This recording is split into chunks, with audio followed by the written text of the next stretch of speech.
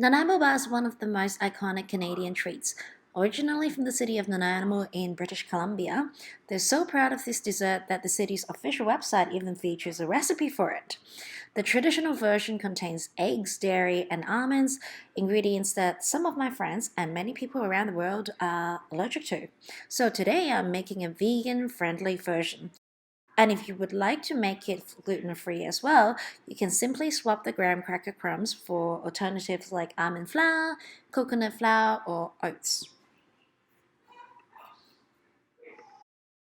We will start by lining our baking tray with parchment paper. This recipe makes about 12 regular-sized Nanaimo bars or 24 smaller ones, depending on how you cut them.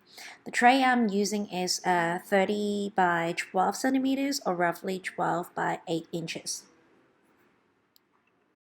As a binding agent for the base, the original recipe uses eggs, but we're going to switch things up with a vegan alternative, flaxseed and hot water. To start, bloom 10 grams of flaxseed in 60 grams of hot water. Let that sit for about 5 minutes. While that's happening, melt 70 grams of butter in the microwave. About 30 seconds should do the trick. Next, chop up your chocolate. We're using 110 grams of vegan chocolate. Add it straight into the melted butter and give it a stir. If it's not fully melted, pop it back in the microwave for another 10 seconds, then stir again. Repeat until it's silky smooth. Now it's time to add the bulk of the base. 300 grams of graham crumbs and 100 grams of shredded or desiccated coconut. I actually did a combo of coconut and peanuts just to add more crunch to the base. You can also swap this out for oats. Mix everything together, then press the mixture evenly into a tray. Use something with a flat bottom, like a glass, to really pack it down. Once that's done, pop the tray in the fridge or freezer to firm up while we move on to the custard filling. For the custard filling, you'll need 300 grams of pumpkin puree, 450 ml of plant-based milk, and 90 grams of flour. Sugar and salt are optional, but I added 30 grams of yellow sugar and a pinch of salt for extra flavor.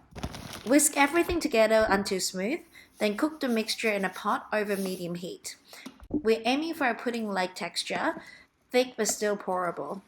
I forgot to film the actual cooking process. I'm so sorry, but it takes about 5 to 6 minutes until it reaches the right consistency. Just make sure to keep whisking constantly or you'll end up with the pancake stuck in the bottom of your pot and the custard won't thicken evenly. Once it's ready, pour the custard over the chilled base and spread it out evenly. Then cover it completely with plastic wrap. Press it directly onto the surface of the custard. This prevents the skin from forming, which can ruin the smooth texture of your bars. Let it cool fully before adding the final layer. Now onto the final layer, the chocolate ganache. This part is super quick and easy. In a microwave-safe bowl, combine 300 grams of chopped vegan chocolate with 90 grams of coconut cream.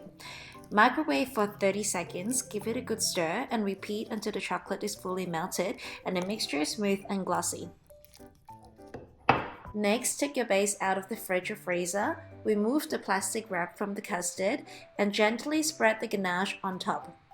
Smooth it out evenly with a spatula. Now, just pop it back into the fridge or freezer until the ganache is completely set. These bars freeze really well, so feel free to make a big batch ahead of time and enjoy them whenever you like. To get clean, neat slices, I recommend freezing the bars first. Once the ganache is nice and firm, lightly score the top layer with a serrated knife to guide your cuts, then press straight down to slice through. Look at those beautiful layers. I honestly think these bars are absolutely delicious and definitely not inferior to the traditional version. Give this recipe a try and see for yourself.